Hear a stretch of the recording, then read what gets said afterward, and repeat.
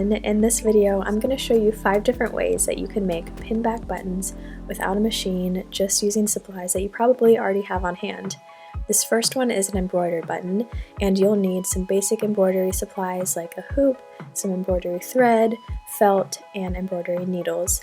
And then for all of these DIYs, you will need these pinback clasps that you can find in the jewelry section of any craft store. So to start out, you need to cut a piece of felt that will fit in your embroidery hoop. I used a really small embroidery hoop since I wanted my button to be small. And then you'll need to decide what size you want and trace out a circle. I just used some washi tape to make my circle, and then you'll start embroidering. So this is not an embroidery tutorial. I don't really know that many embroidery techniques or stitches, so I just kind of freehanded using very basic stitches, and I like how it turned out. It looks homemade, but I think it looks homemade in a good way. Of course, you can look up some embroidery tutorials if there are some fancy designs that you want to do. So when you have your embroidered design finished, you'll need to take that piece of felt off and then put another piece of felt the same size behind it, and we're going to sew these together. I just used a very basic sewing stitch to put these together and just traced around that circle, and then cut that out and attach your little clasp on the back. I should have sewn this on before I sewed the 2 pieces of felt together, but it still worked out fine and it looks really cute.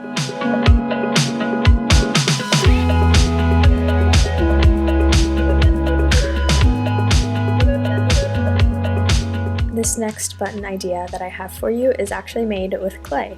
So to make this, just grab a piece of clay and start kneading it in your hands to soften it, and then you'll want to roll it out flat. You can make it as thick as you want. Mine was about 1/4 of an inch thick. And then you can cut out your shapes. I just used a plain circle cookie cutter and smoothed the edges a bit with my hands and then baked that. And then you can paint these however you like, or you could glue on pictures or little decorations. You can really do whatever you want with this. I painted a little mountain scene with just some basic acrylic paints, and then I used Mod Podge to seal that so the paint wouldn't chip off and it would just be durable and last longer. And then I used E6000 glue to attach the clasp to the back. This glue is super strong and works better than hot glue in my opinion. This next button idea is inspired by some modernist artists like Matisse and Picasso. You've probably seen the face earrings that are really trendy right now, so I decided to recreate that and make it into a button. And for this, you'll need some wire in any color that you choose and some pliers to shape the wire. So this is going to be pretty hard to explain verbally, so it's easier if you just watch what I'm doing and try to recreate that. I started by making a little loop for the eye and then bent the wire down to make the nose shape. Basically, you want to think of like a gesture drawing or a line drawing where you have to draw the face in one line if you've ever taken an art class, and you're going to do the same thing just with wire. So then after I did the nose, I made another loop for the other eye. I bent the wire down to create the mouth, and then I connected the wire piece with the beginning and just twisted that around, and then continued to pull the piece of wire around to connect it to the other side to create a closed shape. Again, just watch what I'm doing because it's much easier than trying to listen to my instructions. So once you're done with that, you'll need your clay again, so roll out another piece of clay and place this face shape on top and cut out a piece that's slightly larger than the face. And this is just going to be the backing of the button. Once again, bake the clay according to your instructions, and then you can use the E6000 glue to attach the face to that piece of clay, and then attach the clasp to the back, and you're finished.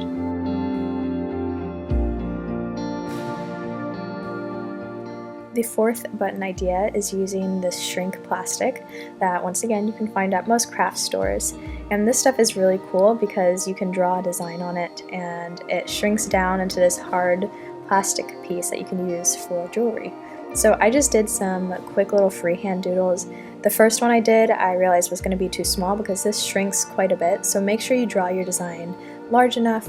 I did some tarot card inspired designs, and you can color them in if you want. I just used plain black Sharpie and then cut out this piece of plastic, and you can bake this in the oven according to the instructions on your package. And it doesn't take long at all. So you'll put it in the oven and watch it shrink. It just takes a few minutes, and then you can take it out and quickly use a piece of paper to flatten it just to make sure your pieces are nice and flat, and then you're done. So I decided to paint the back of mine. That way it was not clear, it was a solid color. And I used Mod Podge to seal this just so the paint wouldn't chip. And then once again, some E6000 glue to attach that clasp onto the back.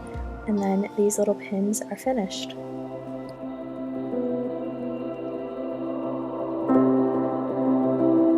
This last button idea is super easy. It's just using these wooden shapes that I found at the craft store, and you can decorate this however you want. You could draw on it, you could paint, you could even use a wood burning tool to make a design.